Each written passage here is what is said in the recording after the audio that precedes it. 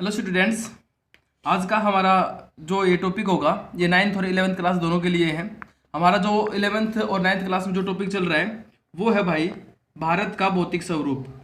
भारत का भौतिक स्वरूप के बारे में हम डिस्कस कर रहे हैं। और इसके अंदर है ना भाई, हमने देखो एक तो हिमालय पर्वत वाला पढ़ लिया है। हिमालय पर्वत के लिए हमने दो पार्ट बना रखे हैं। एक तो हिमालय पर्वत का हमने उत्तर से दक्षिण वर्णन किया है और एक हमने पूर्व से पश्चिम किया है, यानी कि पश्चिम से पूर्व किया है। हिमालय पर्वत की दो वीडियोस बन चुकी हैं। उसके बाद एक हमने उत्तरी मैदान की वीडियो बनाई है। उसके बाद एक है प्रायद्वीपीय पठार की।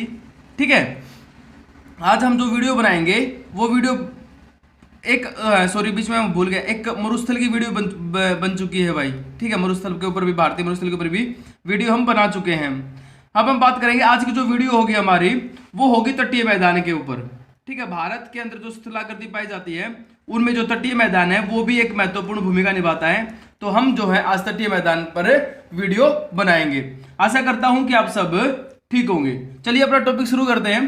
तटीय मैदान, ये तटीय मैदान के बारे में क्या कहता है भाई, जो हमने प्रायद्वीपीय पठार पढ़ा था ना, यानी कि भारत का जो दक्षिणतम भाग जो हमने पढ़ा है, डिस्कस किया है, कहता है उसके दोनों तरफ प्रायद्वीपीय पठार के जो ये प्रायद्वीपीय पठार वाला जो हमने हिस्सा पढ़ा है, इस प्रायद्वीपीय पठार के दोनों ओर का मतलब क्या है, इस तरफ भी और इस तरफ भी, यानी कि पूर्व में भी और पश्चिम में भी, दोनों तरफ फैला हुआ है। ठीक है, तटीय मैदान यानी कि ये अंदर की तरफ नहीं आएगा, ये तट आएगा इस तरफ। ठीक है, समुद्र की तरफ है।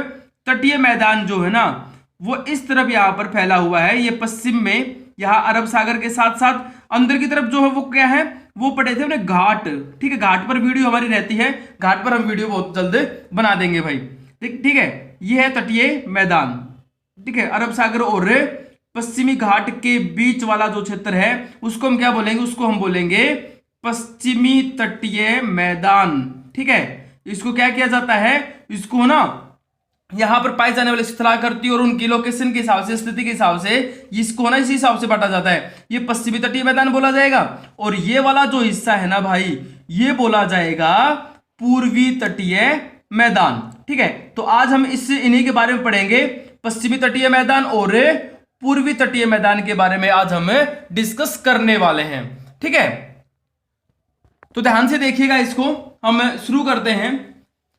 यहां से देखो, ये जो है ना यहां से लेकर के, यानी कि हम बात करें अरब सागर से लेकर के, ठीक है, और बात करें हम किसकी, बंगाल की खाड़ी की अगर हम बात करें, तो यहां पर कहता है कि इसकी तटरेखा, मैंने पहले वाले लेसन के अंदर बता दी थी कि यहां पर मुख्य जो भूमि है ना, इसकी जो तटरेखा की जो लंबाई है वो कितनी है, वो है 6100 किलोमीटर। ठीक है, कितनी लंबाई है, 6100 किलोमीटर अरब सागर से लेकर के, और यहां तक की जो तटीय मैदान तटरेखा की जो लंबाई है वो 6100 किलोमीटर है। और इसी के आधार पर हमें पश्चिमी तट और पूर्वी तट के बारे में पढ़ेंगे भाई। तो सबसे पहले मैं शुरू करता हूं पश्चिमी तटीय मैदान।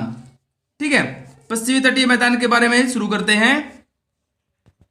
और इसमें देखो भाई, इसमें सबसे पहले आता है,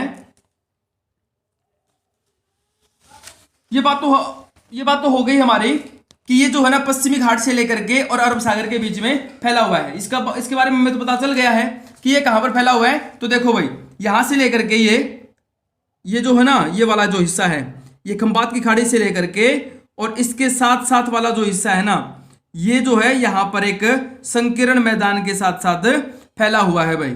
ठीक है, मैप को ठीक नजर आ रहा होगा कैमरे के अंदर, थोड़ा सा मैं कंप्लीट मैप दिखा देता हूं आप लोगों को। देखो, इसके अंदर ये वाला जो हिस्सा है, ठीक है, ये हो गया पश्चिमी तटीय मैदान। घाट और किसके बीच में, घाट और अरब सागर के बीच में, ये अरब सागर है आप लोगों को पता है, और ये अंदर की साइड जो प्रायद्वीपीय पठार के ये वाला जो हिस्सा हमने छोड़ा था ना, इसको हम बोलते हैं घाट।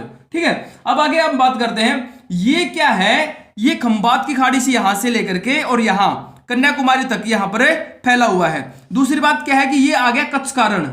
ठीक है, क्या है ये, कच्छ कारण या कच्छ की खाड़ी बोलते हैं, जिसको हम यहां पर खंबात की खाड़ी हो गई इनके बीच में। ठीक है, ये खंबात की खाड़ी बनती है, ये वाली यहां पर बीच में, और ये वाला जो बनता है उसको हम क्या बोलेंगे, कच्छ कारण या कच्छ की खाड़ी बोलते हैं। और यहां पर कहता है कि इस गुजरात वाले क्षेत्र से लेकर के है ना, इसको भी यहां पर तटीय मैदान में शामिल किया जाता है। ठीक है, लेकिन यहां पर इसको जब हम इसकी बात करते हैं पश्चिमी तटीय मैदान की, तो खंबात की खाड़ी से लेकर कहां तक आएगा, ये यहां तक आएगा।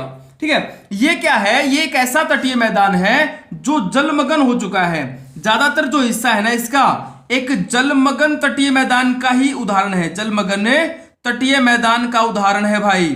ठीक है, यहां पर बताया जाता है कि हमारे जो पुराने कथाओं में हमने पढ़ा था ना, द्वारिकाधीश श्री कृष्ण, उनकी नगरी जो द्वारिका नगरी है, कहता है कि कभी है ना इस पश्चिमी तट के ऊपर, पश्चिमी तट की जो मुख्य भूमि है ना उसके ऊपर स्थित थी, लेकिन बाद में क्या हुआ, बाद में वो हो गई जलमग्न भाई। ठीक है, तो ये क्या है, एक जलमग्न तटीय मैदान का एक बहुत अच्छा एग्जाम्पल है, यानी कि जलमग्न हो चुका है ये वाला क्षेत्र। ठीक है, जब हम इसको आगे पढ़ें तो आगे कहता है कि यहां पर है ना, यहां से लेकर के, इसको यहां से शुरू कर लो, गुजरात के तट से लेकर के और कन्याकुमारी तक जो है इसको 4 हिस्सों में बांटा जाता है भाई, इसके अलग अलग नाम रखे जाते हैं।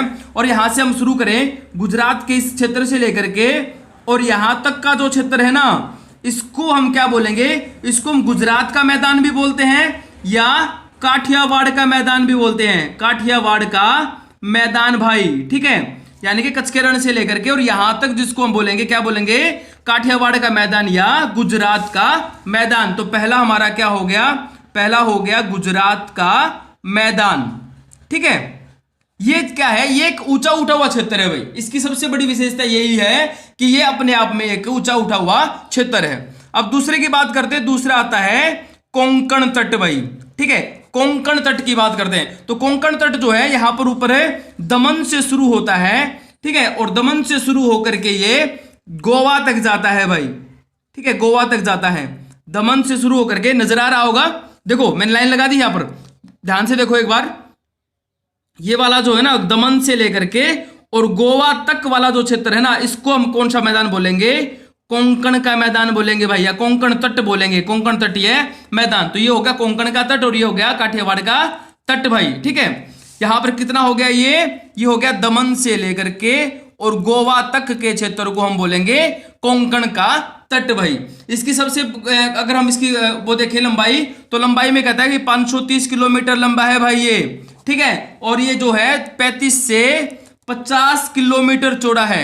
ठीक है, अगर हम इसकी चौड़ाई की बात करें ना, इस प्रकार ये जो चौड़ाई होगी ना, ये वाली जो चौड़ाई है, इनकी मैं बात करूं तो 35 से 50 किलोमीटर चौड़ा है ये। ठीक है, और लंबाई कितनी होगी, यहां से लेकर के यहां तक, दमन से गोवा तक 530 किलोमीटर। उसके बाद जो हमारा तीसरा बनता है यहां पर, वो बनता है कन्नड़ का तट, या हम इसको कर्नाटक का तट भी बोल देते हैं। तीसरा आ गया अपना कन्नड़ का तट भाई। तो कन्नड़ का तट जो है गोवा से लेकर के यहां, ठीक है, और आगे चल करके मंगलोर तक, ठीक है, या मंगलुरु जिसको हम बोलते हैं ना, वहां तक जो है ये क्या कहलाएगा, ये कहलाएगा कन्नड़ का तट भाई। ठीक है, कन्नड़ का तट, इसकी लंबाई जो है वो होगी 225 किलोमीटर। ठीक है, और जो चौड़ाई है ना, यहां पर इसकी चौड़ाई कम हो जाती है, 8 से 24 किलोमीटर। इसीलिए पश्चिमी जो तट है ना, पश्चिमी तट के बारे में कहते हैं कि उत्तर की तरफ तो चौड़ा है, दक्षिण की तरफ भी चौड़ा है, लेकिन मध्य भाग जो है ना इसका संकीर्ण है। संकीर्ण का मतलब है यानी कि मध्य भाग जो इसका वो भीड़ा है भाई। ठीक है, संकीर्ण है, तो इसकी चौड़ाई कितनी होगी, 8 से 24 किलोमीटर की चौड़ाई हो गई। ठीक है, और लंबाई हो गई 225 किलोमीटर। उसके बाद हमारा जो चौथा आता है, 4th नंबर जो है वो है मालाबार तट भाई। ठीक है, मालाबार तट के बारे में पढ़ते हैं। तो इसमें देखो यहां पर जहां पर हमने कन्नड़ तट खत्म किया था, मंगलोर से लेकर के यहां से शुरू करेंगे और कन्याकुमारी तक, यानी कि कैप अंतरिक तक, ठीक है, जिसे हम कुमारी अंतरिक बोलते हैं ना, वहां तक का जो हिस्सा है वो सारा का सारा जो है कहां पर, किस क्षेत्र के अधीन आएगा, ये आएगा मालाबार तट भाई। ठीक है, मालाबार तट। ठीक है, मालाबार तट की इसकी लंबाई देखें हम, तो इसकी लंबाई भी 550 किलोमीटर है लगभग। ठीक है, और चौड़ाई की बात करूं मैं तो 20 से लेकर के 100 किलोमीटर तक चौड़ा है ये, 20 से लेकर के 100 किलोमीटर तक चौड़ा है मालाबार का तट भाई। तो इसलिए देखो दक्षिण में चौड़ाई ज्यादा हो गई, उत्तर में चौड़ाई ज्यादा हो गई। ठीक है, दक्षिण में चौड़ाई ज्यादा, उत्तर में चौड़ाई ज्यादा, लेकिन मध्य भाग जो इसका वो क्या है, वो संकीर्ण है भाई।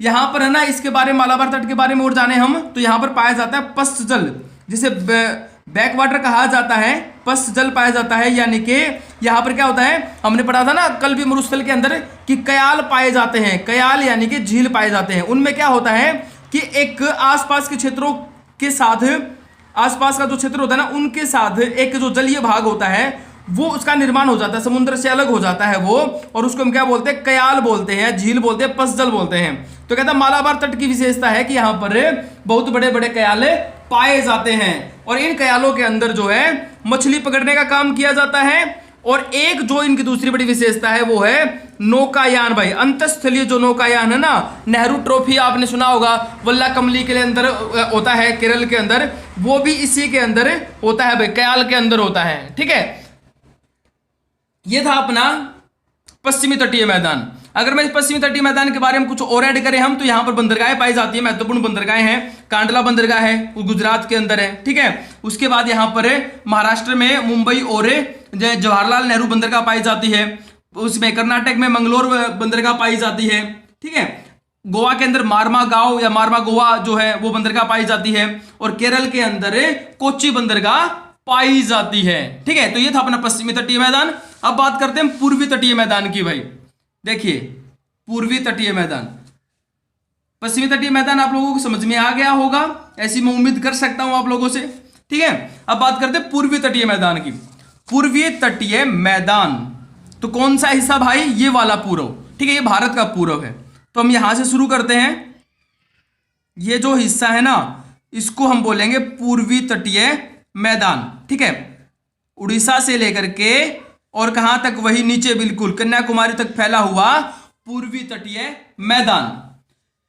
ये क्या हो गया, इसकी पहली विशेषता क्या है कि पूर्वी घाट और बंगाल की खाड़ी के बीच में स्थित है भाई। ठीक है, पूर्वी घाट से लेकर के बंगाल की खाड़ी के बीच में स्थित है, और इसको जो है इसको भी 3 हिस्सों में बांटा जाता है। जो हमारा जो उड़ीसा जो है ना, ये राज्य उड़ीसा जो राज्य है, ठीक है, इस उड़ीसा राज्य के तटीय क्षेत्र को बोला जाता है उत्तरी सरकार। क्या बोला जाता है, उत्तरी सरकार। नीचे जो ये हो गया हमारा तमिलनाडु तट वाला जो हो गया नीचे, इसको हम क्या बोलेंगे, इसको बोलेंगे कोरोमंडल का तट। ठीक है, कोरोमंडल तट कहलाएगा भाई ये, और बीच वाला का नाम दिया जाता है गोलकुंडा तट भाई, गोलकुंडा तट ये मध्य भाग हो गया। ठीक है, लेकिन क्या है कि इनको है ना अब वर्तमान में कुछ अलग 3 नामों से जाना जाता है, उनके बारे में हम एक बार डिस्कस कर लेते हैं। तो देखिए, जो उत्तरी सरकार मैंने बताया ना आप लोगों को, ये उत्तरी सरकार जो है उड़ीसा के तट वाला, इसको नाम दिया जाता है उत्कल तट या उत्कल मैदान। यहां पर मैं लिख देता हूं उत्कल मैदान। ठीक है, अगर मैं इसकी लंबाई की बात करूं तो लंबाई है इसकी 400 किलोमीटर भाई, लगभग 400 किलोमीटर ये लंबा है।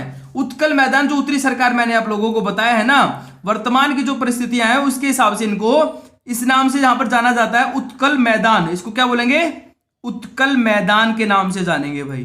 ठीक है, उसके बाद जो दूसरा आ गया, ये यहां से खत्म होता है, उड़ीसा वाला जहां पर खत्म होता है, तट खत्म होता है, वहां से शुरू करेंगे हम इसको, और यहां से लेकर के और बिल्कुल जहां पर चेन्नई के उत्तर में, ठीक है, यहां तक वाला जो क्षेत्र होगा, इसको हम आंध्र प्रदेश का मैदान बोलते हैं, आंध्र का मैदान। ठीक है, क्या बोलेंगे, आंध्र का मैदान भाई। ठीक है, उसके बाद हमारा जो यहां पर लिखा नहीं मैंने, लिख देता हूं आंध्र का मैदान। ठीक है, उसके बाद हमारा जो तीसरा होगा, तीसरा जो कोरोमंडल तट है ना, उसको बोला जाता है तमिलनाडु का मैदान। ठीक है, तमिलनाडु का मैदान, ये नीचे वाला जो दे रखा है इसमें, ये तमिलनाडु का मैदान है भाई। ठीक है, यहां तक जो है वो क्या होगा, तमिलनाडु का मैदान होगा। अब आगे बात करें इसके बारे में थोड़ा और जाने, तो कहता है कि जो ये वाला जो हिस्सा ना, एक तो हम देखें किसको, ध्यान से देखना, ये हो गया पूर्वी तट, ये हो गया पश्चिमी तट। तो यहां पर कहता है पश्चिमी तट की तुलना में है ना, ये वाला जो पूर्वी तट है ना, ये अधिक चौड़ा है, इसकी चौड़ाई ज्यादा है भाई, क्योंकि यहां पर है ना महानदी, गोदावरी, कृष्णा, कावेरी, काफी नदियां हैं जो बंगाल की खाड़ी में गिरती हैं, और वो किसका निर्माण करती है, वो निर्माण करती हैं डेल्टा का निर्माण करती है भाई। डेल्टा का निर्माण होने के कारण बहुत अच्छा एक बहुत चौड़े क्षेत्र का यहां पर क्या हो गया, यहां पर विस्तार हो गया है। ठीक है, तो ये क्या है, ये एक इसकी जो चौड़ाई है ना वो ज्यादा पाई जाती है पश्चिमी तटीय मैदान की तुलना में। उसके बाद यहां पर अगर हम झीलों की बात करें ना, तो उड़ीसा के अंदर आप लोगों को पता ही होगा भारत की सबसे खारे पानी की झील है भाई, उसका नाम है चिल्का झील, उड़ीसा के अंदर। देखिए, उड़ीसा में मैं यहां पर जो मेरा पेन घूम रहा है, आप लोगों को अगर नजर आ रहा हो तो यहां पर क्या है, यहां पर है चिल्का झील। ठीक है, भारत की सबसे बड़ी खारे पानी की झील, लैगून झील। ठीक है, इसको हम क्या बोलेंगे, चिल्का झील नाम है इसका भाई। उसके बाद जो है ना आंध्र प्रदेश में ही है पुलिकट झील भाई, ठीक है, आंध्र प्रदेश में है पुलिकट झील, नहीं सॉरी ये भी है पुलिकट झील, लेकिन है ना यहाँ बीच में जो बीच वाला जो क्षेत्र है यहाँ पर आएगी कोलेरू झील, ये कोलेरू झील है भाई, ठीक है। और कोलेरू झील है एक डेल्टाई झील है, दो डेल्टा में जो दो नदियों द्वारा बनाया गया जो डेल्टा है ना उनके बीच में स्थित है। गोदावरी और कृष्णा जो नदियां हैं उन नदियों के बीच में ये झील आती है और एक डेल्टाई झील है कोलेरू झील, ठीक है। और उसके बाद है ना आंध्र प्रदेश और तमिलनाडु के का जो सीमा लगती है ना वहां पर आएगी पुलिकट झील, ठीक है, क्या आएगी, पुलिकट झील आएगी भाई। दो बड़ी लैगून झील, पुलिकट झील और चिल्का झील, ये तीन झीलें जो हैं यहां पर पाई जाती है, ये इसकी विशेषता है। इसकी तमिलनाडु तट की लंबाई 675 किलोमीटर भाई, ये भी रह गया था, ठीक है। उसके बाद इसमें एक जो है ना ये जो जिसको हम चेन्नई का तट बोलते हैं ना, यहां से क्या होता है, यहां से ना भारत का जो समुद्र तल की जो ऊंचाई ली जाती है ना, समुद्र तल की जो ऊंचाई ली जाती है वो जो मापा जाता है, समुद्र तल मापा जाता है वो चेन्नई तट से मापा जाता है, ठीक है। और यहां पर एक वो बंदरगाहों की अगर हम बात करें तो बंदरगाह यहां पर कौन कौन से आएंगे, तुतीकोरिन,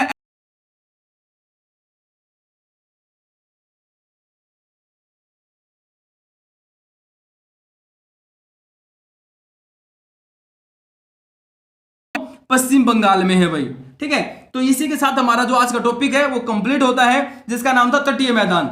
एक बार वीडियो को ध्यान से देखिए, अपनी बुक को पढ़िए, अगर फिर भी कोई दिक्कत रहती है तो मुझे कमेंट बॉक्स में या पर्सनल मैसेज करके आप बता सकते हैं। और मैं उम्मीद करता हूं कि आप लोगों को समझ में आ गया होगा। घर पे रहिए, सुरक्षित रहिए, थैंक यू।